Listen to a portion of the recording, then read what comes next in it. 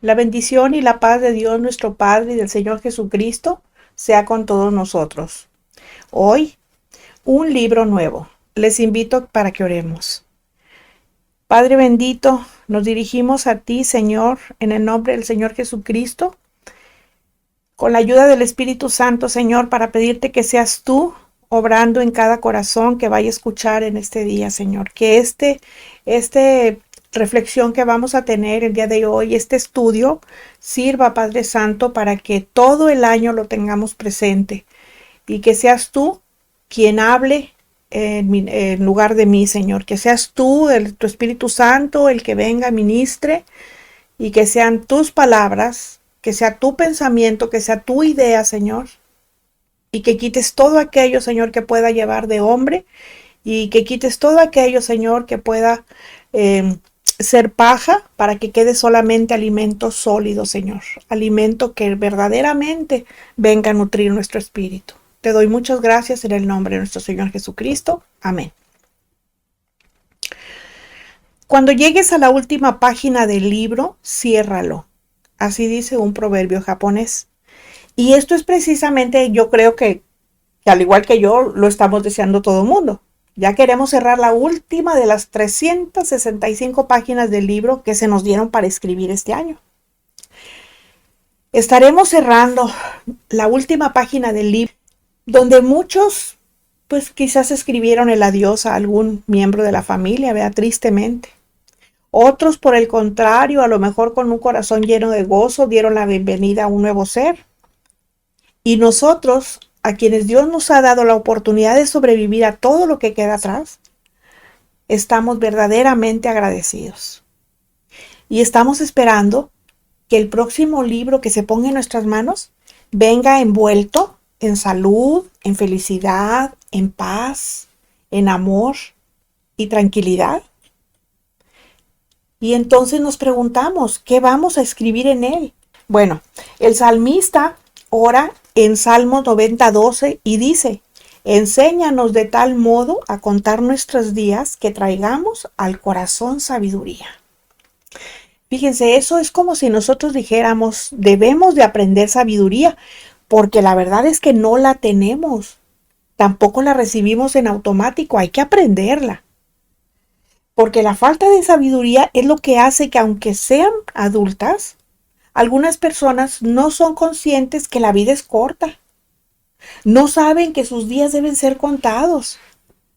Y no por el número, sino por lo que hicieron y cómo aprovecharon el número de sus días. Los jóvenes, por su parte, pues por su misma inmadurez, ellos creen que sus días no tienen número. No piensan en lo que hay más allá de esta vida. Quieren comerse el mundo de una mordida. Pero el salmista dice que necesitamos aprender a contar nuestros días, que necesitamos ser conscientes para considerar la brevedad de esta vida y de la certeza que sí o sí la muerte nos va a llegar. ¿Y para qué? Para que con la cuenta de nuestros días nosotros traigamos al corazón sabiduría. Porque todo lo que hacemos nos debe de llevar a la madurez, nos debe de llevar a ser más sabios. Precisamente hace un rato tuve plática con una persona y me dice, yo no me arrepiento de lo que he pasado, porque todo eso me ha servido para ya no ser la misma persona que yo antes fui. Dice, yo ahora ya soy una persona madura, yo ya soy una persona más fuerte. Si yo no hubiera pasado por eso, yo sería una persona débil, pero soy una persona fuerte y en su momento yo tomo mis decisiones. Y bueno, pues si no nos sirve para eso la experiencia, entonces ¿para qué nos va a servir? Fíjense, hay dos verdades acerca de la existencia humana. La primera, que somos finitos, o sea, nadie de los que estamos aquí en la tierra vamos a permanecer infinitamente. No, aquí nos vamos a morir, ¿verdad? Somos finitos, pero también somos caídos. ¿Qué quiere decir eso? Que somos seres pecadores. Aunque nosotros los cristianos somos pecadores redimidos, de todas maneras caemos en pecado, porque si no pasara eso, si no tuviéramos que pasar por pruebas, si no tuviéramos que pasar de repente caer en pecado involuntariamente, no seríamos humanos. Eso es una no les voy a decir una cualidad, porque no es una cualidad, pero es una, ¿cómo les diré? Es algo que trae el ser humano, ¿verdad? Y entonces eso es lo que hace necesario que consideremos profundamente nuestra fragilidad, porque si no, no vamos a entender lo efímero ni lo incierto que es la vida. Y tanto la muerte como las limitaciones humanas son dos realidades inobjetables. O sea, eso es una realidad, eso no lo podemos cambiar. Dice la sabiduría popular, ¿a dónde va Vicente? Dice, a dónde va toda la gente. O sea, lo que está diciendo aquí es, acomódate al entorno y haz lo que todo el mundo hace. Pero personalmente creo que esto es un soberano disparate. Porque quienes conocemos la Biblia, sabemos que en el contexto del capítulo 5 de la carta a los Efesios dice todo lo contrario. Fíjense, este que estamos viendo ahorita está dirigido particularmente a los cristianos, a los que somos hijos de Dios y conocemos su palabra. Ha habido muchos otros que han servido para personas que no conocen la palabra de Dios, pero que necesitan conocerla y se les están dando los motivos. Pero esta en especial está dirigida a nosotros los cristianos. Bueno, entonces nosotros somos hijos de luz y estamos llamados a caminar como hijos de luz. A nosotros no nos debe importar que el mundo camine en tinieblas o en una dirección contraria al mandato divino. Nosotros tenemos que caminar como Dios nos manda. Aquí la situación es que para poder andar como hijos de luz, nosotros necesitamos entender y necesitamos discernir los tiempos en que estamos viviendo.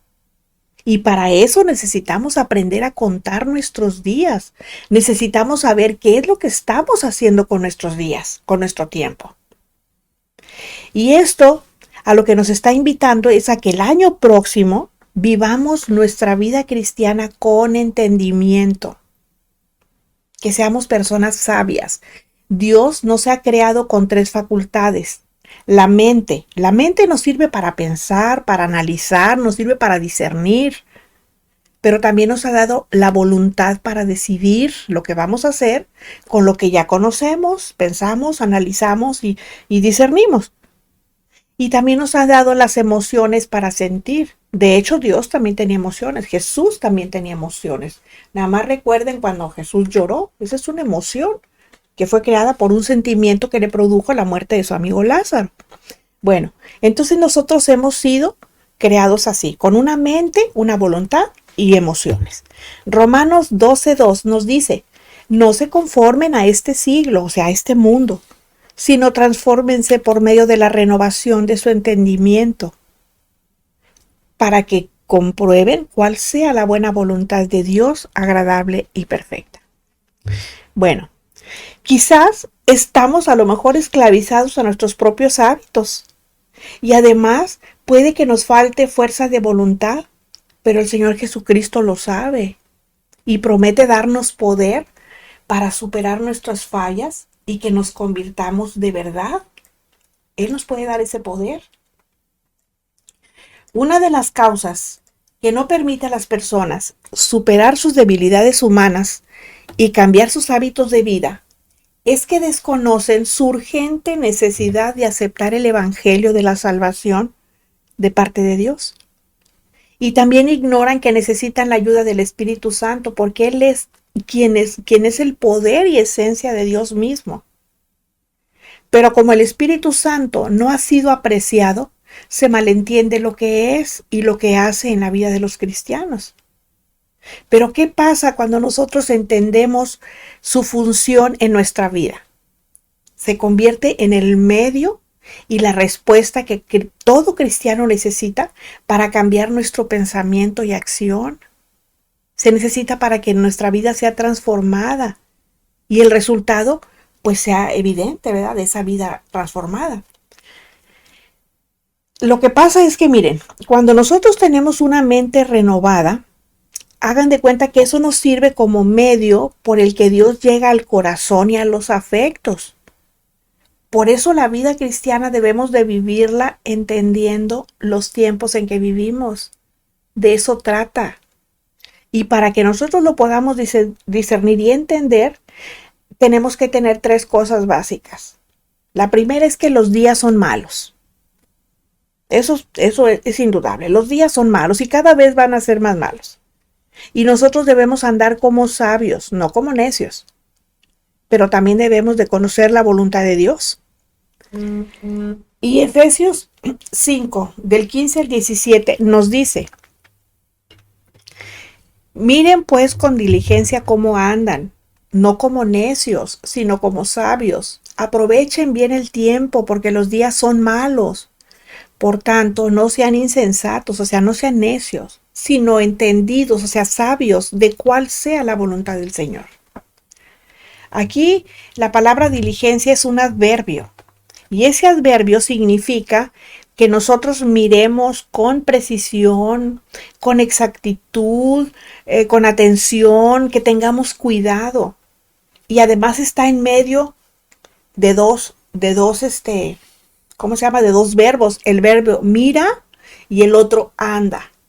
Y aquí el énfasis que nos está dando es que caminemos con cuidado, que sepamos con exactitud hacia dónde vamos y que caminamos con precisión, con atención, porque eso es lo que Dios espera de nosotros.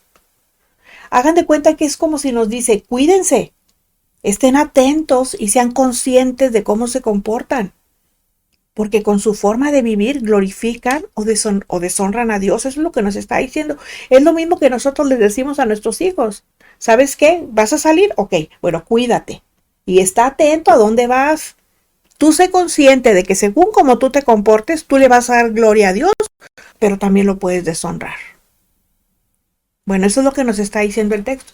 También dice que no seamos necios, que aprendamos y que permitamos ser enseñados para que nosotros podamos ver, pero además podamos entender con claridad la voluntad de Dios, para que entonces nosotros obremos conforme a esa voluntad.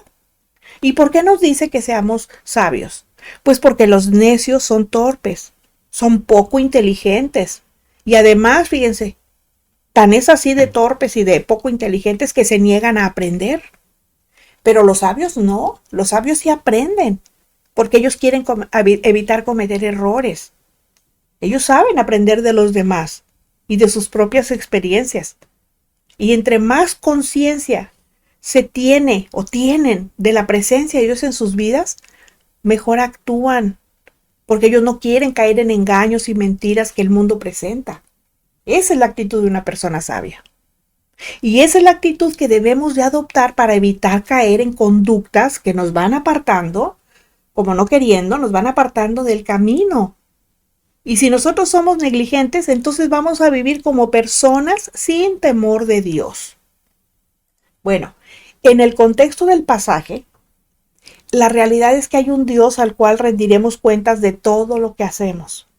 Todo mundo le vamos a tener que rendir cuentas, cristianos y no cristianos, buenos y malos, justos e injustos, guapos o feos, ricos o pobres, todo mundo le vamos a rendir cuentas a Dios.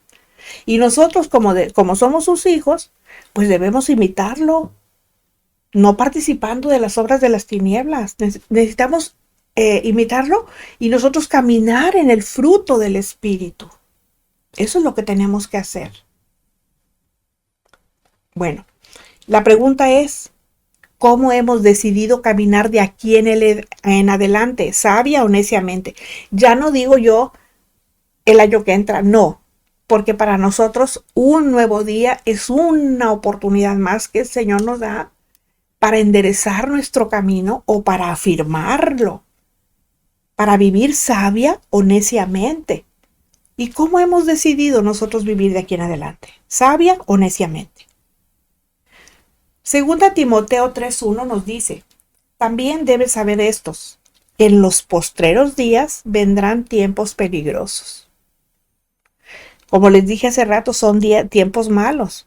Y como vemos, el mal crece con el paso de los días. Y aquí el apóstol Pablo advierte de lo que Dios había dicho. Y eso que está diciendo ahí son los decretos de Dios y nadie los va a poder cambiar.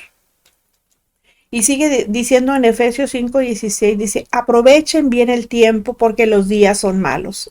Y lo confirma Pablo, el mismo Pablo lo vuelve a confirmar en Timoteo. Bueno, aquí lo que estaba hablando Pablo eran de sus días, de los días que él estaba viviendo, que también eran caracterizados por la degradación moral. Y yo no creo que alguien piense que tenemos que ir muy lejos, ni quebrarnos la cabeza para ver que eso mismo es precisamente lo que caracteriza nuestros tiempos, nuestros días. Nosotros no nos vamos a tapar los ojos ni por el hecho de que nos los tapemos o que ignoremos, que digamos que eso no existe. No vamos a ignorar que la maldad no se ha multiplicado en estos días. O sea, no porque nosotros lo neguemos no va a estar allí, porque allí está y lo vemos. Pero tampoco debemos aceptar como bueno a lo que Dios mismo llama malo. Porque uno, fíjense, de los retos más grandes que como cristianos tenemos es que tanto la maldad como la impiedad son tan comunes en nuestros días que a veces hasta parece que hasta nosotros hemos perdido la capacidad de discernir entre la verdad y el error. Y nos dejamos llevar nosotros también. Fíjense, dice un coro, Dios nos creó a todos diferentes. Dice, pero su amor por todos es igual, así dice el coro. Bueno, y es verdad, eso es cierto, Dios a todos nos creó diferentes. Pero sus leyes morales son para todo hombre, son para toda nación, son para todo pueblo.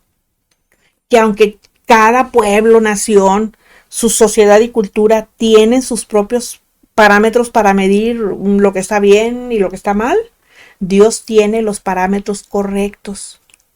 Por eso muchos piensan que la palabra abominación se refiere a un pecado grave, porque los límites que lo definen no les parecen muy claros y para ellos aparentemente no tienen un significado absoluto. Fíjense, les voy a poner un ejemplo. Y es un ejemplo así bien práctico. Está en Levítico 18:22. Dice, no te echarás con varón como con mujer, porque es abominación. Ahí está hablando de los homos, ustedes ya saben. ¿Ustedes creen que eso ha cambiado? Bueno, pues ahora vamos a ver 1 Corintios 6:9. Dice, ¿no sabes que los injustos no heredarán el reino de Dios? No te equivoques, dice, ni los fornicarios, ni los idólatras, ni los adúlteros, ni los afeminados, ni los que se echan con varones. Ahí lo vemos, tanto en el Antiguo como en el Nuevo, porque los principios morales de Dios no cambian. A veces se cree que lo abominable depende de la cultura y la época, y que lo que antes era visto como abominable hoy ya no. Pero hay una cosa cierta, aunque no guste a los que piensan así. La palabra abominación está en la Biblia, lo acabamos de leer, y no cambia. ¿Y saben por qué no cambia? Porque a diferencia de nosotros, Dios es un Dios inmutable.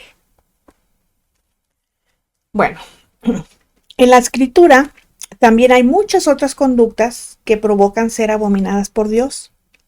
Porque son conductas que no solo no admite, sino que le son absolutamente aborrecibles.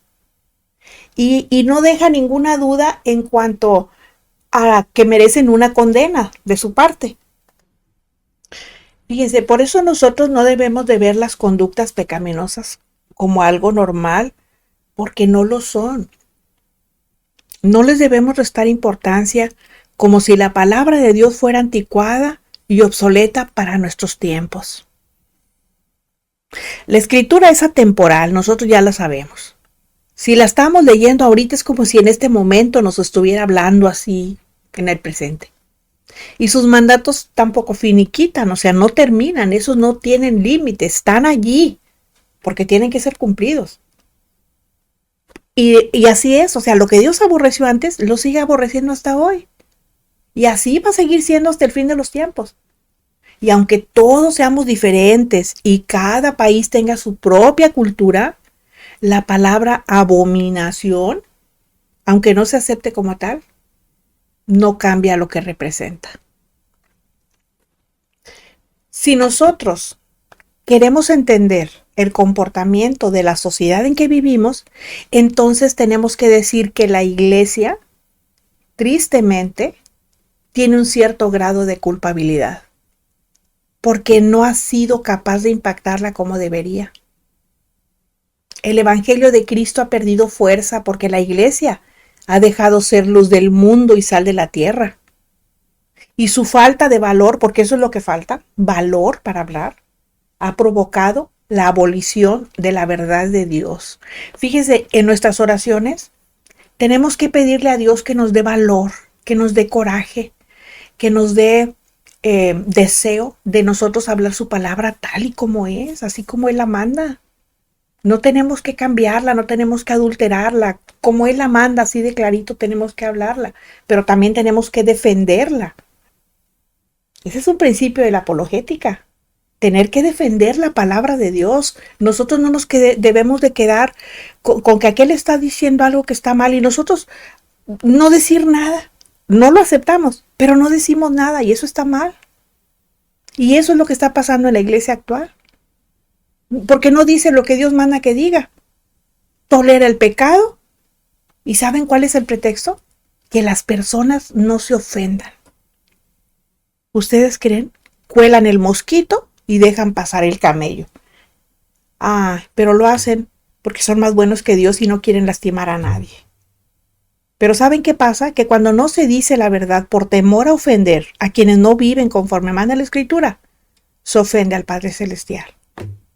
Esto que se los digo no es porque yo diga, soy una mujer perfecta y nosotros no. No. Yo también tengo mis luchas todos los días. Pero eso es lo que nos mantiene cerca de Dios. Porque si nosotros dejamos de luchar todos los días, entonces hagan de cuenta que ya nos desentendemos y se nos olvida. No, nosotros tenemos que luchar todos los días porque la carne la traemos pegadita a nosotros. Está forrando nuestros huesos, la carne.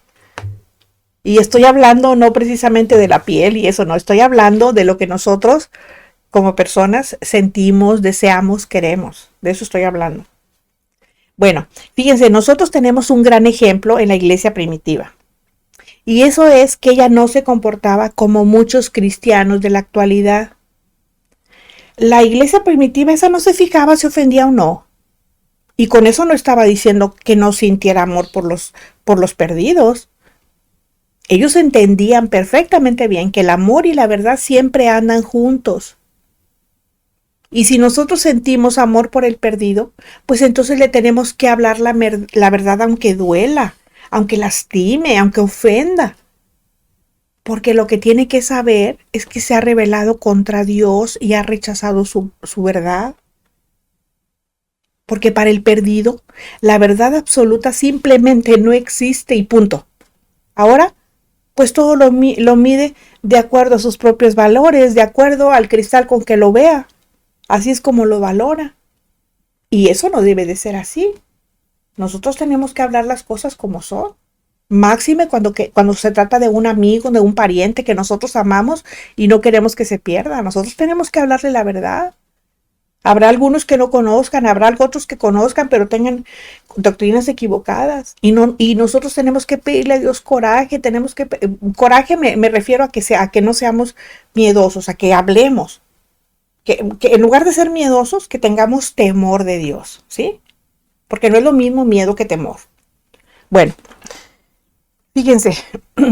Bueno, entonces, como les digo, la gente así que se rebela y que rechaza la verdad de Dios, para ellos la verdad absoluta simplemente no existe. Para nosotros sí, nosotros sabemos que la verdad absoluta es Jesucristo y que además su palabra es la verdad absoluta y la encontramos en la Biblia. Y punto. Y en cambio ellos todo lo miden de acuerdo a lo que ellos creen, a lo que ellos piensan y también basado en su estado de ánimo, en sus afectos y en muchas cosas que para Dios no fue así. Bueno, sin embargo, fíjense, nuestra vida cristiana debe de ser guiada y medida con los principios morales de Dios, no con los valores de los hombres, porque ellos están midiendo con el parámetro de cómo el mundo dice que deben de ser, o sea, por moda, pues. También es cierto que la moral y los valores tienen mucho que ver entre sí y son determinantes en la vida del ser humano, eso es un hecho. Pero en su relación con Dios y la iglesia no son lo mismo. Porque fíjense, mientras los valores se consideran algo subjetivo, porque dependen, como ya les dije ahorita, de quien juzga, ¿verdad? Del sujeto que está juzgando, que está valorando aquello, depende de ellos. Pero la moral o sea, los principios, esos se definen como costumbres y normas dadas por Dios. ¿Y Dios para qué dio eso? Pues para que nos sirvieran a nosotros, para que dirijamos y juzguemos el comportamiento de las personas en una comunidad, inclusive nuestro propio comportamiento. ¿Sí? Ahora se da muy de moda que las muchachitas pues se casan y al mes ya tienen a su bebé. Ah, pero pues es que ahorita todo el mundo lo hace. No, los cristianos no debemos de decir eso, porque para nosotros eso no es normal, no debe de ser normal. Todo tiene su tiempo, todo tiene su tiempo. Fíjense, antes el antónimo de verdadero era falso, ¿o no es cierto? Falso, verdadero, lo contrario. Pero ahora ya no. Ahora resulta que para la sociedad actual ya no hay gente buena o gente mala. Para ellos solo existe gente buena. O más bien existe pura gente. Ya no es gente buena o gente mala, es gente. Simplemente es gente. Ahora para el mundo no permitir los nacimientos, pues para ellos huele a libertad. Pero para los cristianos tiene otro nombre y nosotros le debemos llamar por ese nombre. Yo no lo voy a decir aquí porque me pueden cerrar hasta el canal. Y yo no quiero correr ese riesgo porque para mí esto es el vehículo que yo tengo para compartir la palabra de Dios y no quisiera. Pero ustedes como cristianos saben cómo se llama eso. Pero además, estamos ante una generación de gente emocionalmente débil. Todo debe de ser suavizado porque todo les lastima. Ay, Dios santo, ya se ofendieron, incluida la verdad de Dios. Pero el Evangelio debe ser tomado con mucha seriedad y no debe de ser suavizado por ningún motivo. La iglesia no debe de permitir que a Cristo, o sea, la iglesia verdadera, se le tome como una moda. Y lamentablemente eso es lo que está pasando con la iglesia actual. Pero así como la Biblia no es la luz del mundo, sino la luz de la iglesia se rige por las leyes morales dadas por Dios. Y si alguien que se piensa parte de la iglesia hace cosas inmorales, eso lo que nos está diciendo es que tiene la conciencia cauterizada, que es una persona que se ha vuelto insensible, ya no se da cuenta de su comportamiento, está perdida, porque no es apto para recibir, tampoco es apto para recibir la amonestación de la palabra que se hace necesaria para que pueda corregir el rumbo. Entonces, en el año nuevo, que está por empezar en unas horas, nosotros los cristianos no debemos de ser como una vela de día. Nosotros estamos obligados a ser como una antorcha que alumbra de noche, porque el mundo anda en oscuridad, el mundo no lee la Biblia. El mundo lee el testimonio de los cristianos, la forma de vida de los cristianos. ¿Y cómo estamos viviendo nosotros? ¿Cuál es nuestra forma de vida? Por eso Pablo dice, aprovecha bien el tiempo. En otras palabras, aprovechen cualquier oportunidad que tengan para hablar la verdad de Dios. Evangelicen al mundo que se está perdiendo en pecado. Pero también aprovechen el tiempo para que se fortalezcan en el Señor. Dice segunda de Pedro 3:18, antes ved bien crecer en la gracia y el conocimiento de nuestro Señor y Salvador Jesucristo. Eso es lo que tenemos que hacer, conocerlo a Él para poderlos fortalecer en el Señor. Nosotros debemos tener presente que Dios nos llama a vivir por fe. Él no nos llama a vivir por vista. Por eso ya no existen los milagros, las señales, nada de eso. Ya no. Nosotros no los necesitamos. Porque nosotros estamos viviendo por fe, no estamos viviendo por lo que vemos. Nosotros no somos como Tomás, que él tenía que ver. Por eso él le dijo, mete tu mano en mi costado. Porque él necesitaba ver y nosotros no, porque nosotros hemos sido salvos por fe. A nosotros no nos mueve lo que vemos, sino lo que creemos. Y nosotros tenemos que estar claros que estamos en medio de una batalla diaria. Y que como soldados que estamos militando en el ejército de Dios, porque acuérdense que hay dos ejércitos, el de Dios y el del diablo. Pero nosotros afortunadamente estamos militando en el ejército de Dios. No podemos eludir entrar en una guerra espiritual a la cual Dios mismo nos ha llamado. Pero Él dice que nuestras armas no son carnales. Antes era cuerpo a cuerpo, ahora ya no. Ahora nuestras armas son espirituales. La oración, la lectura de la palabra. ¿Sí? Esas son nuestras armas, porque estamos en una guerra espiritual, no en una guerra carnal. Santiago 4, 13 al 17 dice: Vamos ahora los que dicen, hoy y mañana iremos a tal ciudad y estaremos allá un año y traficaremos y ganaremos, cuando no saben lo que será mañana. Porque ¿qué es su vida? Ciertamente es neblina que se aparece por un poco de tiempo y luego se desvanece. En lugar de lo cual deberían decir, si el Señor quiere, viviremos y haremos esto o aquello. Pero ahora se jactan en sus soberbias. Toda jactancia semejante es mala, y al que sabe hacer lo bueno y no lo hace, le es pecado. Nosotros no debemos ser arrogantes como Napoleón Bonaparte. Él se ufanaba del ejército que comandaba, al grado que una mujer le dijo: hey, general, el hombre propone, pero Dios dispone. Y él, ¿saben qué? Soberbiamente, arrogantemente le contesta: Madame, en mi caso yo propongo y también dispongo. Bueno, no era difícil pronosticar su final. Por eso Pablo nos dice que por causa del mal en que vivimos, nosotros debemos andar como sabios. Entonces, nosotros debemos de procurar que en el año que empieza en unas horas, ya no falta mucho, olvidemos todo lo que no hicimos ayer, porque ya no lo podemos cambiar. El tiempo de hacer las cosas ya pasó. La oportunidad ya se nos quedó atrás. La dejamos atrás. Pero lo que sí podemos hacer en el año que viene es atesorar, es guardar esos recuerdos gratos que la vida nos regaló este año que se fue. Porque también hubo recuerdos bonitos, hubo cosas gratas que pasamos. Hay esperanza. Tenemos vida para pensar que si deseamos obtener resultados diferentes, necesitamos tener comportamientos diferentes. Estamos vivos.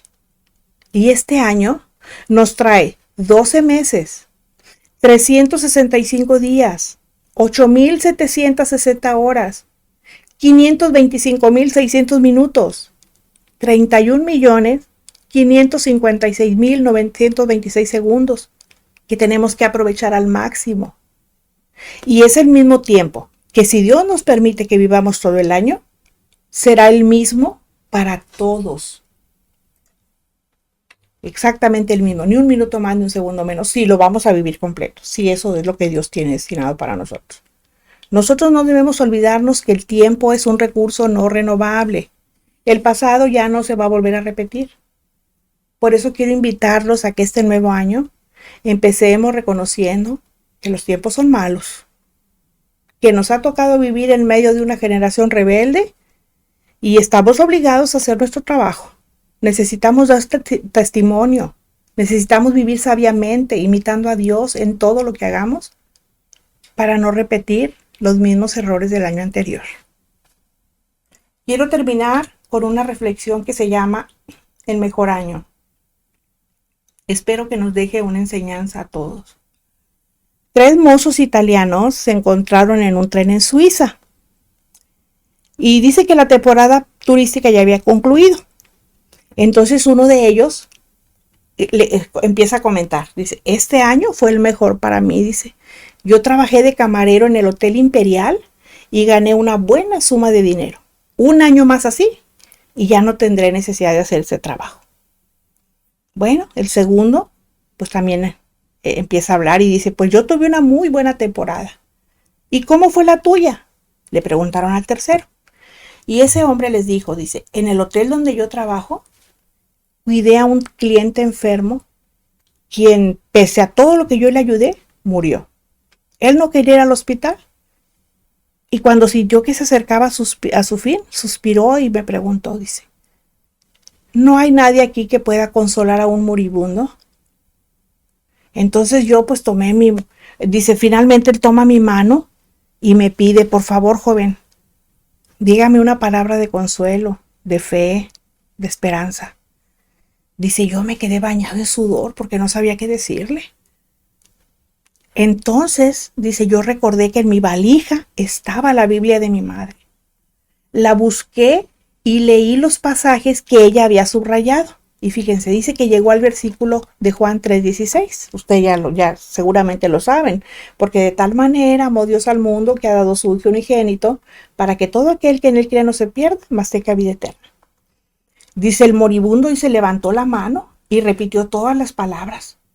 Dice, y de repente su cara se transformó, su angustia, ya no estaba angustiado, dice, ya su rostro estaba brillando de alegría. Y así con mucha dificultad, porque no podía hablar, me dijo, gracias, joven, ahora tengo vida eterna, dice, y voy al cielo junto a mi Salvador.